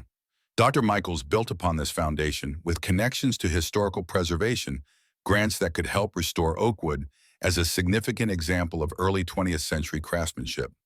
The hidden workshop particularly excited her professional imagination, a perfectly preserved space that documented traditional techniques otherwise lost to time. Samuel Davis wasn't just a craftsman. He was an unwitting historian preserving methods that might otherwise have disappeared entirely. As evening approached, their improvised war council reconvened at Frank's house, transitioned from crisis management to long-term planning. Sophie sat quietly among the adults, absorbing their discussions about trusts and educational accounts, renovation contractors, and security systems. The conversation flowed around her like a river, carrying her toward a future suddenly rich with possibilities, but also weighted with decisions no 9-year-old should face alone. I think we're forgetting something important. Olivia's voice cut through the adult conversation with characteristic directness. What does Sophie actually want? The simple question created momentary silence, the adults exchanging slightly guilty glances as they recognized their assumption that Sophie's desires aligned with their practical plans. Frank knelt beside Sophie's chair, bringing himself to her eye level with careful dignity despite aging knees. You've inherited more than property and objects, Sophie. You've inherited choices. Samuel protected the imperial swan for future generations, but he also built Oakwood as a home meant to shelter family. What matters most to you about this inheritance? The question penetrated layers of excitement and exhaustion, reaching the core uncertainty Sophie had carried since first learning of Oakwood's existence. Her fingers twisted a loose thread on her dress, while organizing thoughts suddenly too complex for her 9-year-old vocabulary. The swan is beautiful and valuable, but it's been hidden away for almost 100 years. Perhaps it should be where people can see it and appreciate Constantine's gift and Samuel's protection. Her gaze lifted to meet Frank's patient eyes.